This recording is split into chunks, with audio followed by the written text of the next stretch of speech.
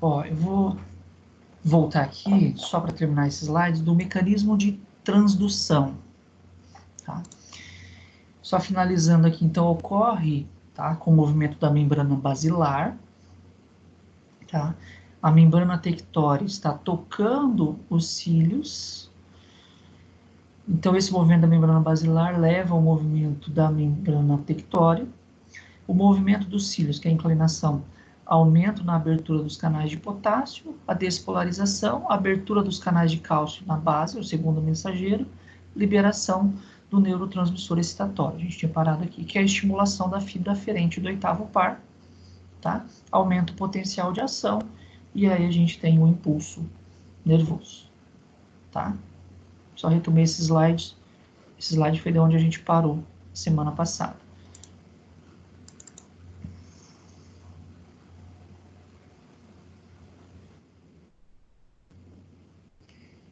Aí eu vou passar um vídeo agora sobre a transdução da audição.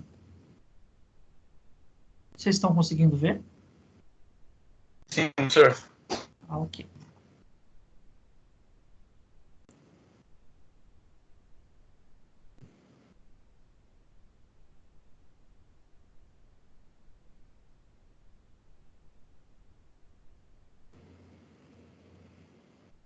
Uma pena que não tem som para vocês.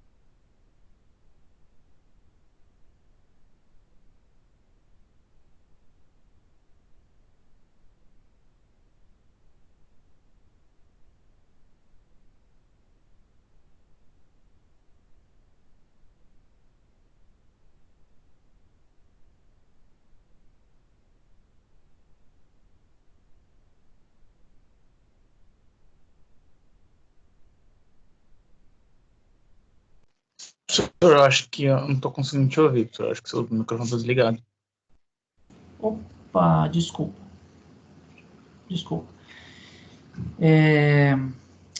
Vocês viram que pelo vídeo, tá, vários pontos da membrana basilar têm movimentos amplos ao mesmo tempo, tá? A gente fala da tonotopia coclear, então quando chega um som complexo, que não é um tom puro, vários pontos são estimulados, e vocês viram ali esquematicamente no órgão de corte que representa que as células ciliadas internas e externas são despolarizadas ao mesmo tempo. Na verdade, o gap, tá, o intervalo de tempo entre a despolarização da célula ciliada externa, sua contração, e a despolarização da célula ciliada interna, é questão de milissegundos. Por isso que na ilustração, no vídeo, parece que é tudo ao mesmo tempo. Mas vocês lembram que primeiro ocorre despolarização das células ciliadas externas, que amplifica o movimento da membrana basilar, que leva isso à despolarização das células ciliadas internas, e aí surge o impulso elétrico. Bom, eu vou postar esse vídeo para vocês também, tá?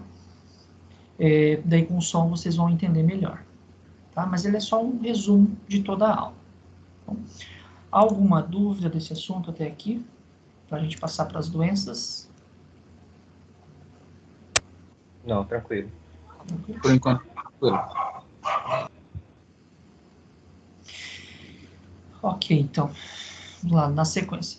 Vocês viram que a gente estudou a fisiologia da orelha interna, mas vocês viram que foi só a parte da audição. Depois a gente vai ver a fisiologia do equilíbrio, que nada mais é do que a fisiologia da orelha interna, só que é da parte envolvida no equilíbrio, tá? É tudo orelha interna, mas a gente dividiu porque são estruturas ligadas entre si anatomicamente, tá? Mas com atuações distintas, né? Uma parte desse órgão voltado para a audição, outra parte para o equilíbrio, tá? As doenças da orelha interna, a gente vai falar mais relacionado aqui à perda auditiva. Então, temos a hipoacusia, presbiacusia, surdez súbita, neurinômado acústico e perda auditiva induzida pelo ruído, que é a PAIR ou PAIMPS, que vai ter uma aula mais à frente sobre esse assunto, e ototoxicose, ou otoxicidade, que foi o tema aí do fórum, tá? Então, hipoacusia é toda diminuição da audição, tá? Então, uma presbiacusia é uma hipoacusia. Então, uma hipoacusia seria um diagnóstico amplo, não é um diagnóstico etiológico. Não diz a causa, é só uma perda, tá? A presbiacusia é uma hipoacusia, ou seja, diminuição da audição decorrente da idade. Ou para simplificar, presbiacusia é uma perda da audição por conta da idade.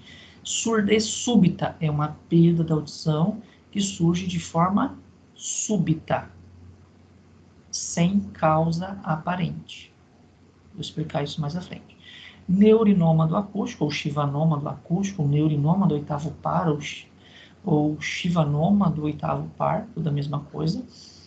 É um tumor benigno das células de Schwann. A perda auditiva induzida pelo ruído, PAIR, ou perda auditiva induzida por nível de pressão sonora elevado, PAIMPSE, tá? Isso tem a relação com a exposição crônica a ruído e a otoxicose, que são a exposição aos produtos químicos, podendo ser produtos químicos farmacológicos ou outros, né, solventes e outros mais, tá? A hipoacusia, diminuição da audição, pode ser condutiva ou neurosensorial. Condutiva, o problema está na condução do som do meio externo até chegar ali na cóclea, tá? Então é condução do som. É o som sair do meio externo até chegar na janela oval, tá? Então uma perda condutiva, bloqueio da condução da onda sonora, tá? O que pode bloquear? Pode ser uma rolha de cerume, ficou mal configurado esses slides aqui, desculpa. Pode ser uma rolha de cerume, pode ser uma otite média e suas sequelas. Então, uma otite média aguda, no momento do quadro agudo, vai ter a secreção diminuindo a audição. As sequelas, perfuração de membrana timpânica, que a gente já viu, fixação da cadeia ossicular, tecido hipertrófico envolvendo a cadeia circular. E otosclerose, que nada mais é do que a rigidez aqui da platina do estribo na janela oval. Tá? Então, é condução. Condutiva é quando tem problemas na condução do som, do ar até chegar na janela oval. Vou colocar assim para ficar mais fácil para a gente memorizar. Sensório neural. Alguns chamam de neurosensorial, apesar que se a gente for ver pela ordem anatômica, é sensório neural, porque é o sensor, que é a cóclea, depois o nervo, tá? Então, lesão coclear, que é sensorial, ou no nervo auditivo, que é neural. 10% da população, quase 90% dos maiores de 70 anos, então perda auditiva é sim uma patologia comum na nossa população. E, claro, diretamente proporcional à idade. Quanto maior a idade, maior chance de ter perda. Em crianças, 50% é genético. Autossômico recessivo, 75% a 80%, vai depender do estudo que você leva em consideração. Autossômica dominante, e aí seria por mutação nova. E alterações cromossômicas. Na prática, a gente faz toda essa investigação só se for num centro especializado, que aí vai ter um estudo genético para saber o porquê da perda, tá? Senão a gente faz um estudo indireto. A criança tem perda, tem aplasia, má formação de cóclea, e a gente vai atrás da síndrome e indiretamente a gente conclui qual a alteração genética está acontecendo ou cromossômica. Desenvolvimento embriológico do ouvido interno independe do médio, tá? Então, o ouvido interno, ele independe do médio, por isso que podemos ter malformações de orelha externa, de orelha média, e o ouvido interno estar preservado. E ao contrário também, a gente pode ter preservação, ou seja, uma formação normal do ouvido externo, do ouvido médio, e o ouvido interno comprometido. Tá? Presbiacusia, hipoacusia sensório neural progressiva em altas frequências agudos após 40 anos. Tá? Então, é sensório neural progressiva, ou seja, vai passando os anos, vai piorando cada vez mais, em altas frequências, em agudos. A queixa do paciente é aquela queixa que o paciente fala que aos poucos foi diminuindo a audição. E, na realidade, alguns vão falar que não perdeu a audição. Ou até falam que ouve, mas não entende. Então, é aquele paciente de mais idade que ele vai se isolando porque, numa roda de conversa, ele consegue acompanhar a conversa, mas não consegue entender. Consegue acompanhar no sentido de saber que tem alguém falando. Tá? Você vê que ele está só olhando ali, mas ele só responde aham, sim, e não acompanha a conversa. Tá? Se você perguntar, ele se perde. Tá? Quando vai piorando a audição, esse paciente tende a se isolar. Hipoacusia bilateral e simétrica, né?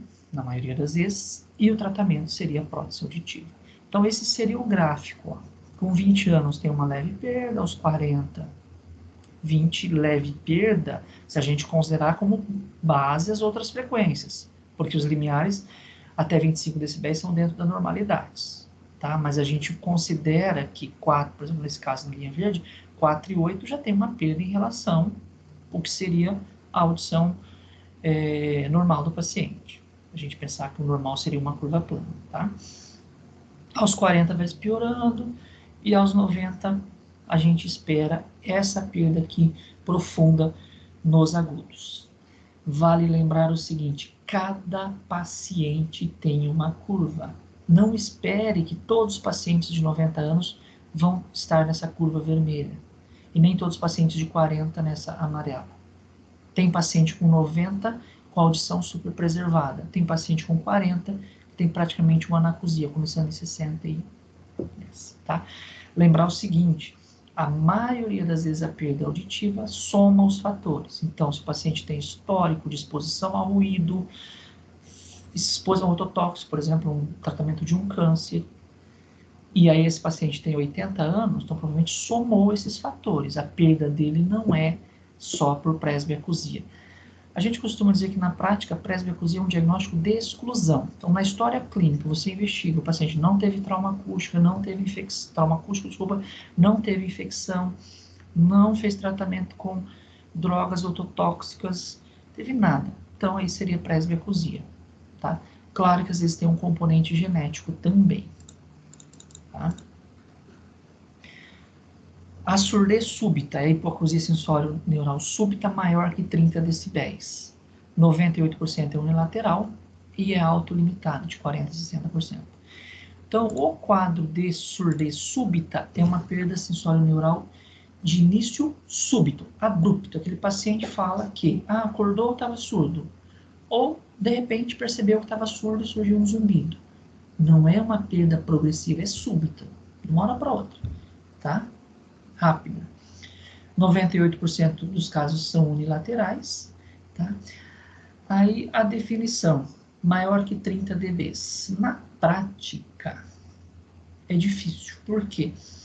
Se o paciente chega no consultório referindo que teve uma perda súbita da audição, você faz a otoscopia, não tem rolha de cerume, não tem infecção, porque às vezes o paciente está com uma rolha de cerume e a rolha de cerume, ele usa o cotonete e empurra essa cera lá para dentro, ele perde a audição de forma súbita, mas é uma perda condutiva, tá? Porque ele manipulou a rolha de cerume, mas você excluiu todas as outras coisas, não tem nada no exame físico, aí é surdez súbita, a gente pensa. Só que esse paciente chega no consultório, ele não tem audiometria prévia, e se você faz uma audiometria ali no momento, como que você vai saber se teve essa variação de 30 decibéis ou não? É difícil, tá? Se teve essa variação de no mínimo 30 decibéis, é difícil. Então, na prática clínica, a gente prefere tratar, tá? Surdez súbita, sempre independente do resultado da audiometria. Tá? E lembre o seguinte, tudo que tem várias causas é porque não tem uma causa única ou definida, tá? Então, surdez súbita pode ser idiopática, ou seja, não se consegue chegar a um diagnóstico porque teve aquela perda. Pode ser viral, então herpes simples vírus, então herpes simples, citomegalo, HIV, rubéola e cachumba. Citomegalo, herpes, como que a gente chegou a essa conclusão? Na realidade, foram pacientes que doaram seus corpos para estudos após a morte, tá? E na história prévia deles, eles tiveram surdez súbitas. Aí, uma ou duas, tá? Depende. E aí foi fazer o estudo da histologia da sua cóclea, tá? E detectou-se fragmentos desses vírus lá na cóclea. Então, não é em vivo, é pós-mortem, paciente com história de surdez súbita, doaram seus corpos para estudo, foram estudar e viram fragmentos dos vírus, tá? Também encontraram rubéola, cachumba, HIV. Só que na rubéola, HIV, cachumba é mais fácil porque, em alguns casos, se o paciente tem rubéola e cachumba, aquele quadro clássico, clínico, e junto com a surdez súbita, a gente já infere. Ou seja, desenvolveu o quadro de rubéola e de cachumba e perdeu a audição ao mesmo tempo, então a gente infere que é esse vírus. No caso do HIV, a gente vê paciente que perde a audição e a carga viral dele está altíssima, e o CD4, CD8 baixíssimo, indicando que há uma carga viral muito alta circulante que está agredindo a cóclea. No caso de HIV, se você controlar, tá? Então você entra com um coquetel, diminui a carga viral, melhora CD4, CD8, a audição tende a reverter mais facilmente. Circulatório, problemas da irrigação vértebro-basilar, tá? Então a irrigação propriamente do ouvido, arteriosclerose, ou seja, placas de ateroma na arteríola que nutre a cóclea, autoimune, lúpus e Sjögren, tá? Então paciente que tem lúpus eritematoso sistêmico, síndrome de Sjögren, na fase descompensada, são doenças autoimunes, agridem as próprias células, tá?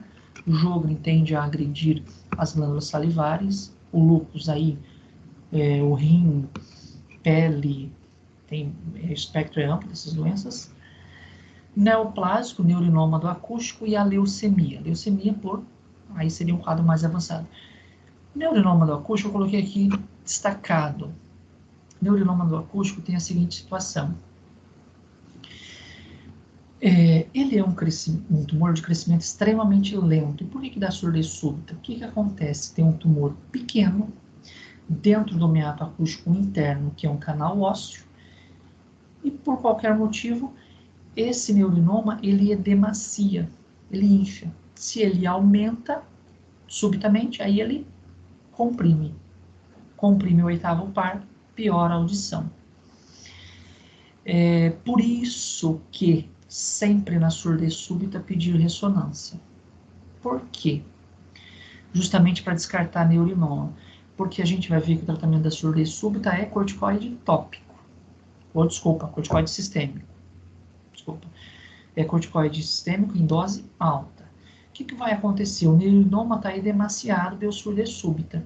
Você entrou com corticoide, o neurinoma diminui de tamanho, tá? A audição volta. Só que a audição volta, mas o neurinoma não desapareceu. Tá? Por isso sempre tem que fazer ressonância. E qual que é a ideia do uso do corticoide na surdez súbita? Se é uma agressão viral, você tem que lembrar que o que mais lesa, às vezes não é o vírus em si, a ação direta dele, mas o processo inflamatório. A exemplo a gente está vendo do Covid. Tá? O vírus invade as células do pulmão, gera uma resposta inflamatória exacerbada, que acaba tendo um infiltrado no pulmão, vamos dizer assim, encharca o pulmão com líquido, e aí aparece aquela imagem de vidro fosco na tomografia. Então, às vezes, a agressão de um vírus não é tanto pela sua agressão direta, pelo dano que ele causa, mas pelo sistema imune, o nosso sistema imunológico que faz uma resposta exagerada. Por isso que na surdez súbita a gente usa o corticoide.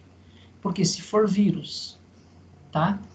Se for autoimune, ou mesmo neurinoma que edemaciou, você usa o corticoide, diminui o edema, melhora a audição. Claro que aí a gente vai associar um antiviral e um medicamento para melhorar a circulação no ouvido também. Tudo na tentativa de melhorar a audição, tá? Então a gente atira praticamente para todos os lados. Então você entra com corticoide em dose alta, com antiviral, tá? E usa normalmente a pentoxifilina, que é o Trental, para melhorar a circulação no ouvido. E aí, claro, se é uma surdez súbita em até 48 horas, você pode entrar com esses medicamentos. Depois de 48, pondera se vale a pena usar um antiviral ou não.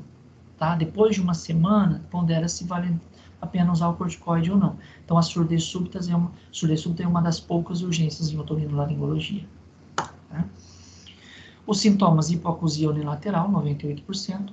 Pode ter zumbido, veja que é muito alta a prevalência de zumbido. Às vezes o paciente refere que teve um zumbido súbito, começou um zumbido incapacitante, de início súbito, e depois ele foi perceber que estava surdo também.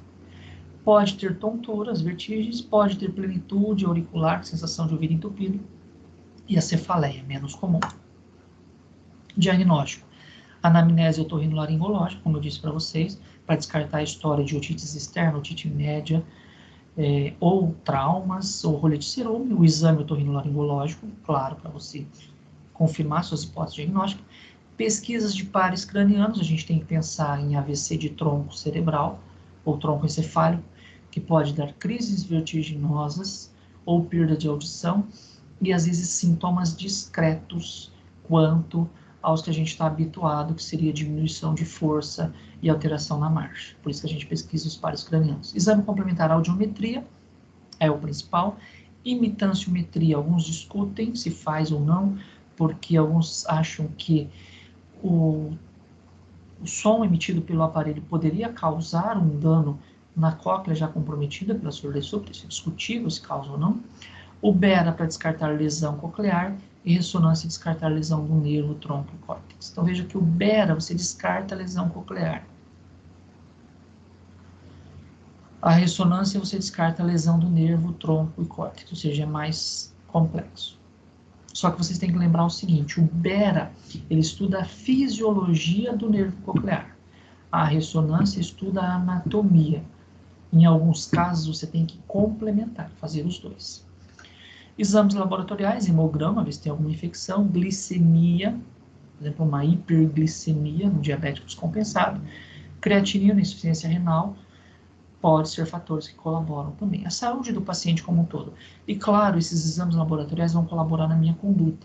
Um paciente com diabetes descompensado, tá? Hipertenso, eu tenho que ponderar o uso do corticoide. Ou às vezes eu usar um corticoide que tenha menor efeito de retenção de líquido e de eletrólitos, que daí seria o deflazacort, porque habitualmente a gente usa a prednisolona, tá? Então esse paciente tem que ser avaliado como um todo. Tratamento prednisona, que é a primeira escolha, e aquilo que eu disse, né, diabetes ou hipertensão, deflazacort.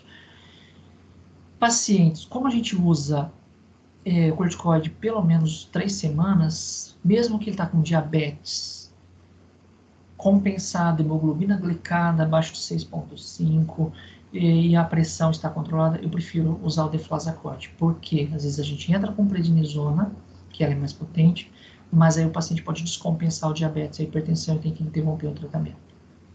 Tá? Se vocês tiverem alguma pergunta, fique à vontade para interromper. Senhor, só uma dúvida. Só passou aqui, a gente ficou meio em dúvida, sobre a gente passa a receita de remédio para o paciente, só isso ficou um pouco uma dúvida. Oi? Desculpa. A gente acaba passando uma receita de remédio para o paciente, no caso? Na realidade, assim, eu estou falando é que vocês não podem prescrever medicamento, né? Tá? Nós, otorrinos, sim, a gente passa o medicamento, a receita. Ah, sim. Não, é que o pessoal ficou com uma dúvida que a gente perguntou. É porque, assim, vocês não podem prescrever medicamento, tá? Mas aí você fala, então como é que eu vou saber isso? É porque, às vezes, o paciente vai fazer uma audiometria e aí eles falam, eu estou usando isso, isso, isso, para vocês falarem, para vocês não caírem de paraquedas na situação. Vocês entenderem o porquê daquele tratamento. Entendeu? Porque o paciente vai perguntar para vocês, às vezes até se o tratamento está certo ou não. Entendeu? Entendido. Assim como aquela clássica pergunta, né? Eles perguntam para nós, médico, se o modelo do aparelho que a fono indicou está certo ou não. E eu, como otorrino, não posso dizer a fono que sabe qual é o modelo mais adequado. Entendeu? É para eu também saber dessas coisas e não gerar atrito, né? E não gerar mais confusão com o paciente. Tá? Professor, aproveitando o gancho da pergunta aí, no caso do neurinoma do acústico, por que além do corticoide, né, eu tenho que usar também o antiviral? Eu não entendi essa questão. Tipo, faz um tratamento assim, já contando que pode ser um vírus também, no caso da SUS? Então, é exatamente aquilo, a gente atira para todos os lados. Como a gente não consegue saber o que é, exato, se é vírus, se é autoimune, se é insuficiência vascular, porque a gente, como disse para vocês, os achados foram pós-morte. Tá? Então, pela história clínica, pelo exame físico, a gente descarta as outras coisas. Outras coisas de cerume, AVC, essas coisas. Mas a gente, pela história e pelo exame físico, a gente não consegue diferenciar se é autoimune, se é vascular ou é viral. Então, a gente atira com as 3 armas. Entendeu? E aí, depois... Não. Aí, depois, na ressonância, é que a gente vai descobrir se é chivanoma ou não. Tá? Entendi. Então, é depois que a gente vai descartar. Então, na surdez súbita, como é uma das urgências, a gente peca por excesso e depois que a gente dá seguimento à investigação. Uhum. Faz aquelas análises que falou, né? Isso. Entendeu? E como eu disse, peço exames laboratoriais. Eu não espero aqueles exames laboratoriais. Na primeira consulta, eu já passo o tratamento, tá? Aí, se o paciente tem história clínica de diabetes e hipertensão, é que eu vou tomar o cuidado de usar o deflazacort. Se ele não tem história de nada, eu entro com a prednisona. E pode ser que o paciente, depois que começa a usar a prednisona, é que descompense a pressão e a glicemia. Aí a gente tem que interromper e passar para o deflazacort. Certo. E essa definição que você falou aqui na prática, dos 30 decibéis lá, que na prática não é muito utilizada, ela vale-se na maioria dos casos, né? Por exemplo, se um paciente que já tem perda, né? Vamos supor que tem lá um limiar de 50 decibéis, por exemplo. E Sim. aí, de repente, em 2, 3 dias vai para 80, né? O limiar dele normal. Aí eu posso enquadrar como súbita, né? A gente entra como surdez súbita, tá? Então, não importa se o paciente tem perda ou não. Se é o paciente, como se diz, que já tem perda, então a gente vai ter uma audiometria prévia, tá? Mas se o paciente que não tem perda, tem muitos deles que nunca fizeram audiometria. Então, a gente não sabe se perdeu 30 ou não. Às vezes não perdeu 30. Mas é melhor a gente já tratar do que esperar ver o que acontece, tá?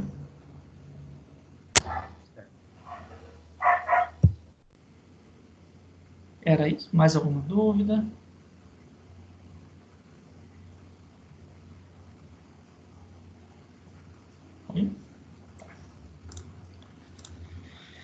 Então, ó, o neurinoma do acústico. Um pouquinho desconfigurado aqui. Ó, o chivanoma vestibular dá uma hipoacusia sensório-neural unilateral assimétrica, tá? Então, porque o tumor vai crescendo, tá? E conforme ele vai crescendo, vai diminuindo a audição. Ó, aqui a posição dele, ó. Ele pode estar aqui dentro do meato acústico interno, tá? Ou ele pode estar aqui mais no ângulo ponto cerebelar. Ó, isso aqui é uma ressonância, veja, do lado esquerdo normal, e aqui está o chivanoma. Ele cresceu dentro do meato acústico interno e foi para o ângulo ponto cerebelar, tá? Pode ser que ele dê sintomas só de perda de audição, mas se ele for muito grande, ele pode dar sintomas relacionados ao cerebelo, ao equilíbrio. Só que como ele é de crescimento progressivo, ele vai comprimindo aos poucos, e vocês lembram que o sistema de equilíbrio vai compensando. Então, às vezes, o paciente não tem tontura, vai ter tontura só mais tardiamente, quando o tumor está muito grande. Ele é um tumor benigno, de crescimento extremamente lento, de meio a 1 milímetro por ano. Então, por isso que a maioria dos pacientes você faz o diagnóstico inicial e só vai acompanhar. E vocês têm que lembrar que essa região aqui é muito difícil de manipular. Você tem o nervo facial, tá? E tem o oitavo par. Então, se é uma lesão pequena, você manipular, às vezes você pode fazer que o paciente perda por completo a audição ou tenha ainda paralisia facial, tá? Então, o melhor momento para se operar é muito individual, de paciente para paciente, depende dos sintomas e depende do tamanho. Tem paciente com um tumor pequeno, se estiver aqui dentro do canal ósseo, que já vai dar muito sintoma. Tem paciente com um tumor grande, igual esse aqui, que vai ter pouco sintoma. Tá? A IPAIR, que é o trauma acústico, é a perda auditiva induzida pelo ruído, hipoacusia sensório-neural em altas frequências, só vou comentar com vocês, a gente vai ter uma aula específica disso, tá? A ototoxicidade, que a gente comentou, é a alteração na orelha interna causada por drogas medicamentosas ou outra substância química, ou seja, qualquer substância química que lese as células ciliadas vai causar perda de audição. A alteração no sistema auditivo e vestibular. Vocês vão ver que tem drogas que lesam mais ou afetam mais a parte vestibular, outros afetam mais a parte auditiva. Então, a ação do ototóxico seria isso, ó, isso aqui é uma imagem de microscopia eletrônica, células ciliadas externas, células ciliadas internas, como a gente já viu. Veja a lesão com ototóxico. As células ciliadas externas ficam relativamente preservadas, tá? E as externas quase que desapareceram. Aqui a agressão é tanto nas células ciliadas externas quanto na interna. Isso depende de substância para substância. tá? Como vocês estudaram esse assunto, eu estou passando um pouquinho mais rápido. Antibiótico, aqui eu quero comentar com vocês. Aminoglicosídeo, neomicina, gentamicina, micacina, streptomicina, tobramicina. Isso aqui vocês já viram um deles. Neomicina, genta e amicacina, muito usado em antibiótico tópico, tá? Para otite externa. Tobramicina, o nome comercial mais comum, Tobradex, é usado para conjuntivite. Aí vem aquela questão, né? Se o aminoglicosídeo é ototóxico, por que eu uso para tratar uma otite externa? Porque esses medicamentos a gente só pode usar quando o paciente tem a membrana timpânica íntegra, tá? Se tem a membrana timpânica íntegra, esse antibiótico ele vai ficar restrito ali à pele, a absorção é mínima e não significativa, tá? Então não vai ter problema de otoxicidade. Claro, se você usar uma gentamicina endovenosa, aí seria o problema. Isso já foi muito usado, tá? Hoje a gente dispõe de antibióticos mais modernos, praticamente não se usa mais. Eritromicina, cloranfenicol, às vezes tem que usar em UTI ainda, polimixina B, framicetina, lincomicina, vancomicina, ciclosporina, tudo isso são medicamentos que em algumas situações, onde os antibióticos usuais não respondem, a gente tem que lançar mão. Infelizmente, aí vamos ter o problema da ototoxicose e da perda da audição. Tem uma máxima, né, que eu disse, que gera uma certa angústia, mas infelizmente a realidade é o seguinte: o paciente vai ficar surdo. Primeiro ele tem que viver, depois a gente corre atrás da audição. Infelizmente é assim. Então, se o paciente chega numa UTI e precisa usar um ototóxico, é porque a coisa está grave. Um paciente que está em tratamento de câncer, precisa fazer uma quimioterapia, é sinal que o câncer é grave. Então, primeiro a gente tem que correr atrás de salvar a vida do paciente, depois a audição. Tá? É angustiante, mas infelizmente é a realidade. Outros, a cisplatina, que aí é uma quimioterapia. Aí vocês vão ver aqui, diurético, furosemida. Muitos pacientes usam furosemida. E todo paciente que usa furosemida é surdo? Não, furosemida vocês veem que o cardiologista usa muito, insuficiência cardíaca congestiva, onde o paciente incha os pés, as pernas, famoso popular coração fraco, usa-se furosemida, e às vezes dose alta, tá? Mas o efeito ototóxico da furosemida é relatado na literatura, mas na prática a gente vê que ela não é tão ototóxica assim. Salicilatos, aspirina, famoso AS. Paciente cardiopata usa aspirina e a furosemida. A aspirina, que é um antiagregante plaquetário, para diminuir eventos trombolíticos, tá? Quinino, tratamento da malária, indometacina, ibuprofeno, muito usado, tá? Na pediatria, quinidina, contraceptivo oral, clorexidina, que a gente usa, benzalcone, iodo, o etanol, esse é mais grave. Todo bêbado é surdo? Não, tá? Então, assim, quando vocês virem agentes ototóxicos, vá com ressalvas, tá? Os ototóxicos, na prática, que preocupam a gente são os antibióticos sistêmicos, via oral e endovenoso, conhecido como ototóxicos, e os quimioterápicos. As outras substâncias têm relato, mas não é assim uma coisa para a gente se preocupar, tá?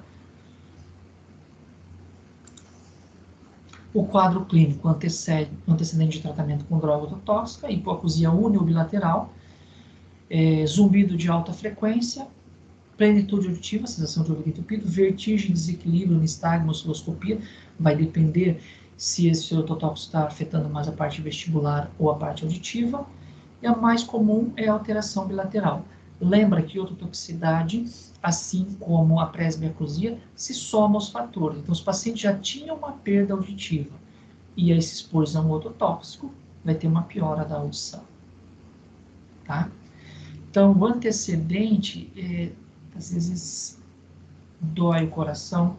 O paciente chega para o aparelho auditivo, ele fala, estava com um pouquinho de perda, mas fiz um tratamento para o câncer, estou bem, mas depois do tratamento piorou a audição.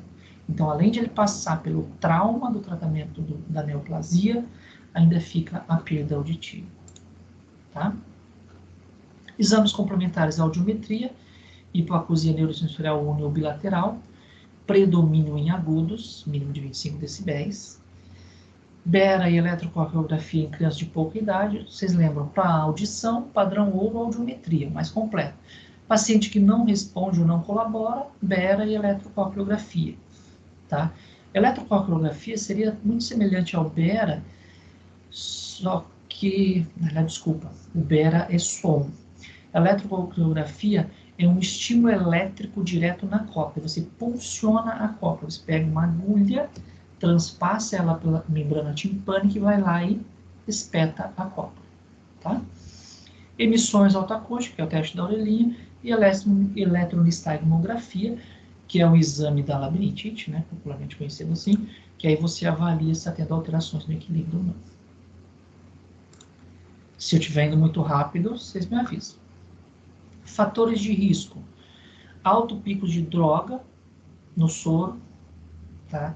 Então, às vezes, você usar uma dose muito alta gera mais dano, às vezes você tem que fracionar o medicamento, ou às vezes, em vez de você usar, vou usar 1 grama dessa droga de 12 em 12 horas, em vez de você fazer esse 1 grama em 20, 30 minutos, você deixa numa bomba de infusão, deixa ela correndo em 12 horas. Aí você evita o pico plasmático, o pico no sangue, concentração máxima no sangue. Tá? Hipoacusia zumbido prévio, obviamente indica que já tinha perda. Tratamento prolongado e com altas doses, esse é o problema. Combinações de droga ou tóxica. Imagine um paciente que trabalha na indústria petroquímica, se expõe a um solvente, um benzeno, e submete a um tratamento para um câncer. Ele tem que usar uma cisplatina. Então, tem a soma das coisas. Tá? Idade avançada tem relação com a capacidade de regeneração, ou seja, você se expôs a um outro tóxico, as células podem tentar se regenerar, mas na idade avançada isso aqui fica mais difícil, assim como qualquer cicatrização. Né? Combinação de aminoglicosídeos com ruído é difícil. O paciente, isso seria mais um tratamento ambulatorial, o paciente usar um cloranfenicol, alguma coisa assim, ambulatorialmente em casa e continuar trabalhando no ambiente ruidoso. Insuficiência renal, tá?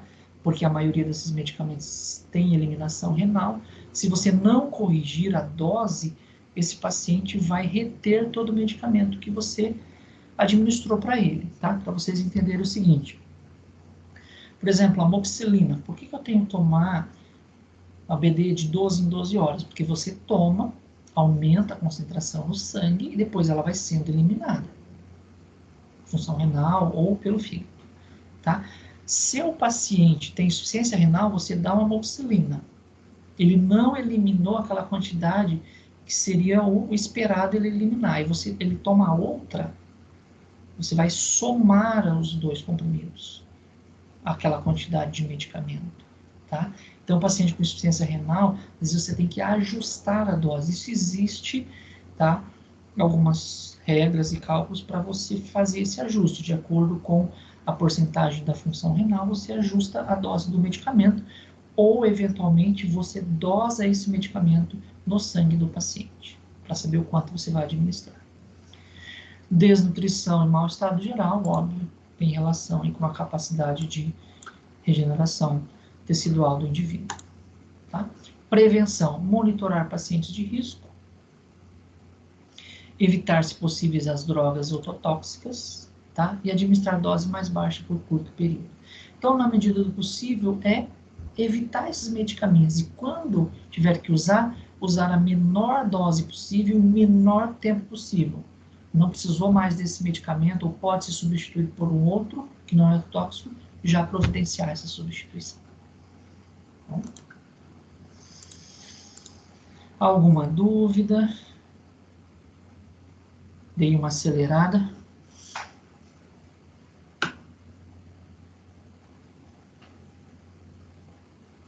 Tudo bem?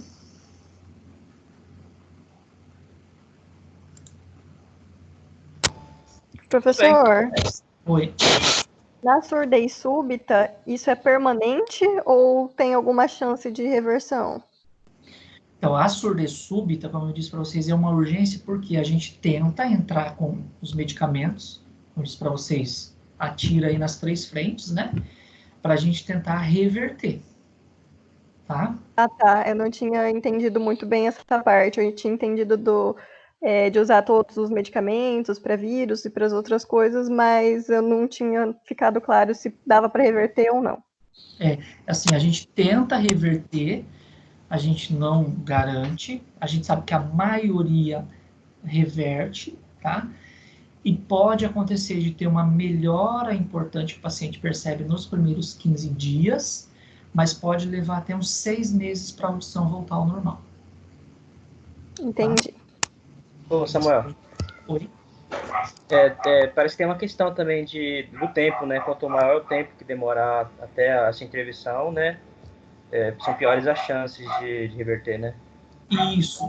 Porque assim, se a gente pensar viral, depois de 48, 72 horas, já não faz mais sentido, né? O vírus já causou dano, tá? A questão do edema, depois de uma semana, o corticoide já não vai fazer tanto efeito, entendeu?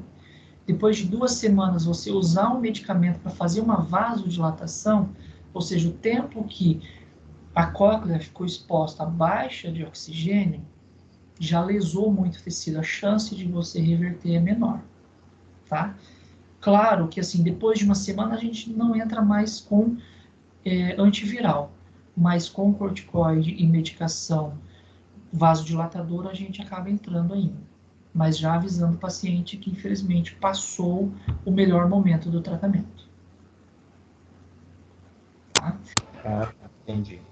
Para vocês terem uma ideia, teve um paciente jovem, 40 anos, foi no início do ano, procurou, teve surdez súbita em dezembro, veio me procurar ali no final de janeiro. Entrei com corticoide, com medicamento, ficou ali usando os 15 dias, repetiu a audiometria, infelizmente, praticamente nenhuma melhora. Tá? E por outro lado, uma paciente de uns 75 anos, procurou o atendimento foi acho que no outro dia, em 24 horas, aí entrei com o medicamento. Depois de 30 dias, a audição já tinha recuperado mais de 50%. Tá? Então, para vocês verem a importância do tratamento precoce. Por quê? Essa paciente de 75 anos, em tese, um prognóstico pior, né? Por conta da idade, a dificuldade na recuperação. Só que acabou melhorando. Tá? Então, surdez súbita, infelizmente, a gente que eu falo são os médicos do pronto atendimento, acaba não valorizando muito, mas é uma das poucas urgências da otorrino, tá? Que tem que ser tratada, porque perdeu o melhor momento, infelizmente o paciente pode perder a audição por completo, ou ficar a audição bem comprometida. Tá? Mais alguma dúvida?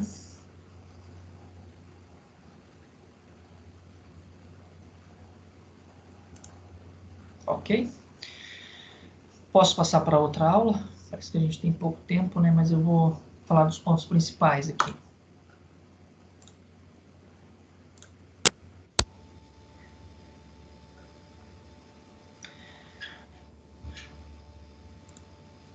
Ó, eu vou falar aqui da fisiologia do equilíbrio, eu vou pedir para vocês darem uma estudada, tá? Que aí para a prova vai até essa aula. Então, o equilíbrio é resultado de uma complexa função sensório-motor, essencialmente reflexa e inconsciente. Tá?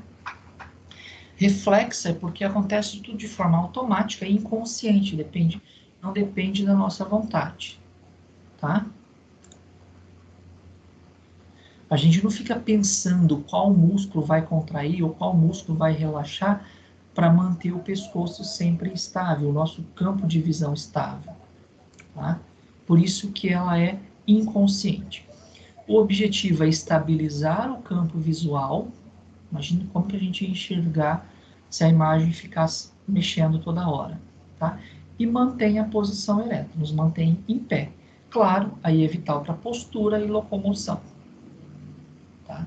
Sem o equilíbrio, a gente não conseguiria caminhar. Isso é óbvio, né? Só a gente ver aí as pessoas que usam bebida alcoólica não conseguem caminhar. Ou aquele paciente numa crise vertiginosa, ele não consegue ficar em pé. E ele não consegue caminhar também. Tá? Usamos 3 sistemas, o visual, o proprioceptivo e o vestibular. A gente vai estudar aqui o vestibular. Então, para o equilíbrio depende da visão, da propriocepção, que são terminações nervosas nas articulações, nos tendões, nas pele, tá? E também do vestíbulo, que aí seriam os canais semicirculares, e a mácula do saco e do utrículo. Então, esses 3 sistemas são usados para o equilíbrio, mas não necessariamente os 3 têm que estar íntegro para o equilíbrio. Tá? Só a gente lembrar, deficiente visual consegue caminhar. Tá? O vestibular, se você lesar um labirinto, os canais semicirculares de um lado, o paciente consegue se equilibrar normalmente. Tá? Proprioceptivo, às vezes pode ter falha na propriocepção. O problema é que do proprioceptivo tem relação com degeneração neurológica. E aí, quando tem uma piora na propriocepção, junto tem uma piora na parte muscular e neurológica. Aí complica, aí não tem jeito, né? Porque são atitudes reflexas. Se o reflexo fica lento, tá? Se a contração muscular fica lenta, fica prejudicada, como que o paciente vai se equilibrar? Tá? Então, o proprioceptivo, infelizmente, se ele é afetado, dificilmente a gente vai conseguir um equilíbrio adequado. Por mais que o visual e o vestibular tenta compensar, mas sempre o paciente vai ter vertigem. Isso aqui é muito comum, paciente com vertigem neurológica. Tá? Alteração da propriocepção. Aqui as vias neurais envolvidas na manutenção do equilíbrio, tá? Da estabilidade. Então, vias de entrada de informações, os olhos, tá? O aparato vestibular, aí articulações, tendões, músculos e receptores cutâneos na pele, manda informações para o núcleo vestibular no cérebro. O aparato vestibular manda informação para o cerebelo. E o núcleo vestibular também manda informação para o cerebelo. Tá? Todas essas informações juntas coordenam o movimento dos olhos, tá? Através do centro oculomotor, e coordena o movimento do corpo através da medula espinal. Tá? Então, a entrada das informações, a aferência é aparato vestibular, olhos e a propriocepção. A eferência é os músculos oculares, tá? Através da estabilização do campo visual, e os músculos esqueléticos, que são comandados por nervos que surgem da medula espinhal. Tá? Tem que ter uma sincronia entre o campo visual e os movimentos musculares. Tá? Se não tiver essa sincronia, vai surgir o desequilíbrio. Claro que se você suprimir a visão, seria suprimir aqui, tá? Obviamente isso aqui também não faz sentido, que é o paciente com deficiência visual. Esse núcleo vestibular desconsidera essas duas estruturas, tá? E aí reorganiza o equilíbrio, tá? Vestibular aparato, considerando essa situação, o paciente enxerga normalmente, propriocepção normal. Se você lesa o vestíbulo, normalmente um lado só, surge a vertigem. Mas depois o núcleo vestibular reorganiza as informações, levando em consideração que aquele labirinto não está funcionando. Tá? Em tudo é questão de compensação. Então, o tratamento que a gente faz com medicamento no paciente com crise de vertigem é para facilitar a compensação, é minimizar minimizar os sintomas enquanto o núcleo vestibular reorganiza as informações. Tá? Opa! Aí as funções do sistema vestibular: transformar os movimentos da cabeça e da gravidade em um sinal elétrico, tá? Informar o sistema nervoso central sobre a velocidade da cabeça e a sua posição, e obviamente se a velocidade da cabeça e a velocidade do corpo também. Iniciar alguns reflexos necessários para a estabilização do olhar, da cabeça e do corpo. Essa é a função do sistema vestibular. Aí aqui mais específico da orelha interna. Responde ao movimento da cabeça em relação ao espaço e gravidade, tá?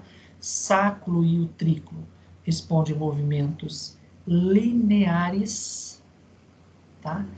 E os semicirculares, movimentos angulares. Isso aqui são informações importantes que vocês memorizam, tá? Então, sacro e utrículo, movimentos lineares. O trículo é movimento linear, para frente e para trás, então anterior e posterior. O trículo. O sacro é movimento para cima e para baixo, se sobe ou desce. Tá? É o sacro que manda informação ao cérebro para dizer se estamos subindo ou descendo. E o trículo é que manda informações se a gente está indo para frente ou para trás. Tá? Esse é movimento linear. Os canais semicirculares são movimentos angulares de rotação da cabeça. Então, é rotação e flexão e extensão da cabeça, aí detectado pelos canais semicirculares.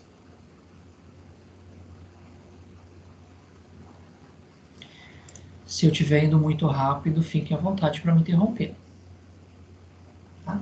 Aí aqui, desse quadro aqui, a gente tem um resumo. Ó. Estrutura receptora.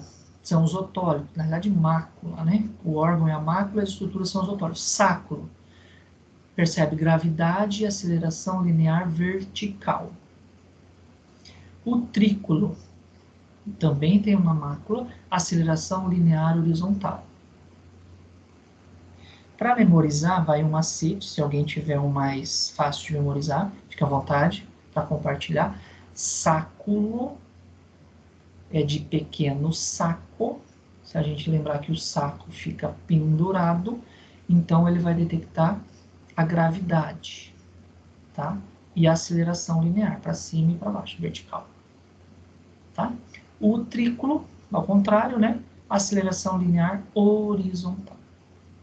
Então, sáculo, vertical e gravidade. O trículo, aceleração horizontal. Ou movimentos horizontais. Tá?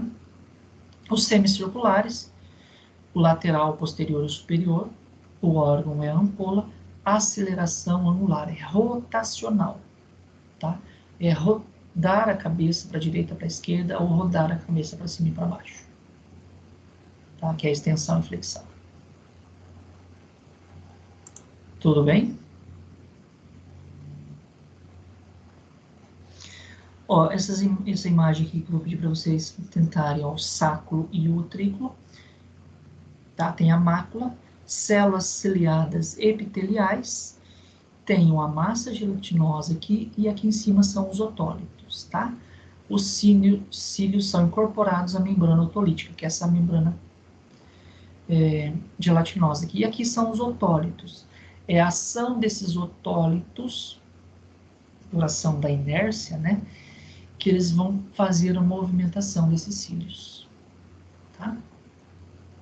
Então, se você caminha, considerando aqui mácula do trículo, se você caminha para frente, considerando que seja aqui para a esquerda, os otólitos tendem a ficar aqui à direita. Se tende a ficar à direita, inclina os cílios e despolariza essas células. É isso que acontece. É aquele mecanismo que a gente vê, que você tem uma pedra de gelo num copo de água, você gira o copo rapidamente, o gelo praticamente não sai do lugar. É o que acontece aqui. Os otólitos, está tudo estabilizado. Você movimenta a cabeça rapidamente, os otólitos tendem a ficar no lugar. Como ele tende a ficar no lugar, inclina esses cílios e ocorre a despolarização. Ok? Ó, isso aqui são detalhes mais histológicos, eu vou pedir para vocês estudarem mais por curiosidade, tá? Esse aqui é o labirinto membranoso, vocês lembram, né? A cóclea, tá? Sacro, saco endolinfático, ducto endolinfático, aqui o trículo, os canais semicirculares, superior, posterior e o lateral. Isso a gente já viu, tá? Aí esse aqui mostrando para vocês as estruturas que unem aí a cóclea com os canais semicirculares. Vou deixar como curiosidade para vocês também, tá? Os órgãos otolíticos, sensores de movimento linear, células ciliadas, têm uma descarga constante em repouso quando não há estímulo. Isso aqui é importante. Todos os nossos órgãos e células, elas têm um potencial de repouso, que a gente chama. Tá? Existe o potencial de ação e o potencial de repouso, se vocês lembram lá da fisiologia. Para que serve o potencial de...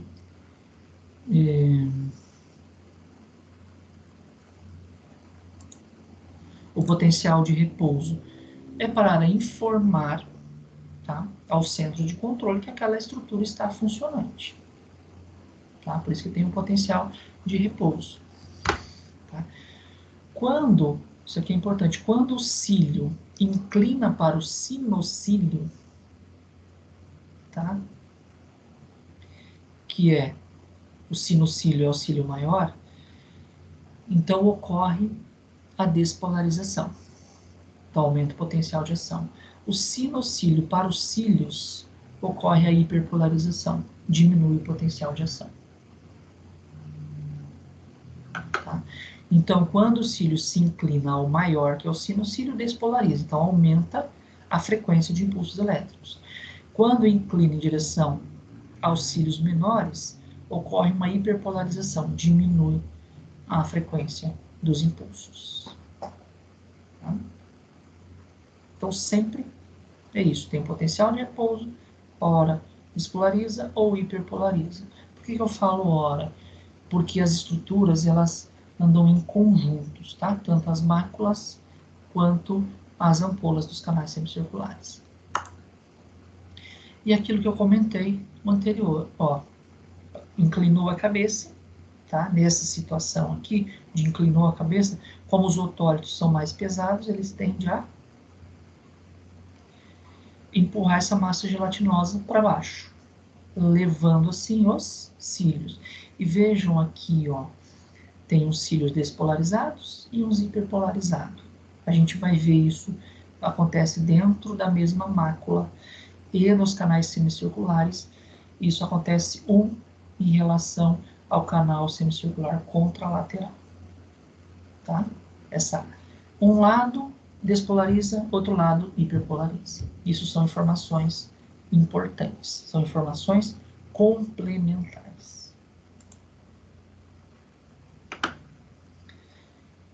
Então, a mecânica da ativação. Tá? Os estereocílios projetam-se na membrana otolítica, que é constituída por otocônia, incorporada na matriz glicoproteica, que é isso aqui. Tá? Quando submetido à aceleração linear, os estereocílios tendem a ser deixados para trás, que seria aquela situação que a gente mostrou, né? Devido à elevada densidade da otocônia. Então, faz um movimento, tende a se deixar para trás. Ou aqui a questão da ação da gravidade, né? Inclinou a cabeça por ação da gravidade, os otólitos descem, inclina os cílios.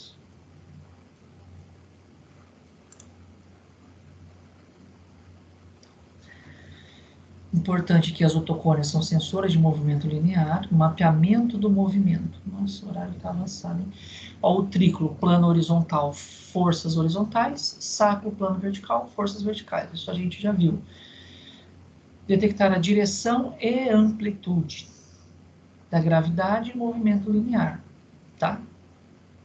Então, se você faz um movimento muito rápido com a cabeça, uma maior quantidade de células vão ser despolarizadas, movimentadas na realidade, tá?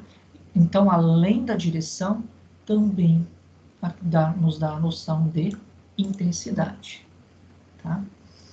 A mácula utricular é horizontal, claro, detecta movimento horizontal, e saculares é vertical. Aquilo que eu comentei para vocês, ó, dentro da mesma mácula, nas setas em sentidos antagônicos, então, quando você faz um movimento, se as células dessa região estão despolarizando, essas estão hiperpolarizando. Tá? É isso que vocês vão ver na literatura, que dentro da mesma mácula, existem células que despolarizam e células que hiperpolarizam. Então, dentro da mesma estrutura, tem células com movimentos antagônicos, no sentido de uma despolariza, a outra hiperpolariza. A gente vai ver que nos canais semicirculares, isso acontece com o canal semicircular contralateral correspondente. Tá? Então, na mácula, acontece dentro da mesma mácula. Tá? E os canais semicirculares já não. Então, seria isso, ó. Repouso, ok. Então, se inclina para a esquerda, tá? E hiperpolariza as células do lado esquerdo e do lado direito, despolariza. Se vira para o lado direito, hiperpolariza do lado direito, despolariza do lado esquerdo. Ou seja, sempre dentro da mesma mácula vou ter uma porção de células despolarizando e uma porção hiperpolarizando. Despolarizando e hiperpolarizando. Então, dentro da mesma mácula, eu vou ter células com comportamentos diferentes. Tá? Claro que o centro vestibular processa todas essas informações para chegar ao resultado do equilíbrio. Tá? Foi muito rápido, eu vou deixar os canais semicirculares para a aula que vem. Um pouquinho. Pode ser ou vocês preferem continuar?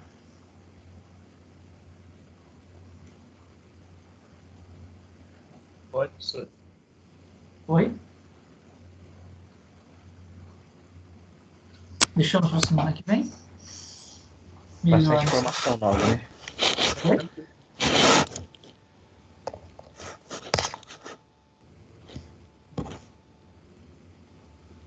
Tá.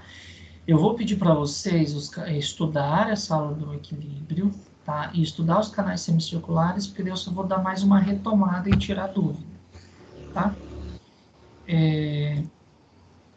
A semana que vem eu vou tirar dúvida também de todo o conteúdo do bimestre. Eu sei que é muito puxado, porque provavelmente todos os professores estarão fazendo isso, tá?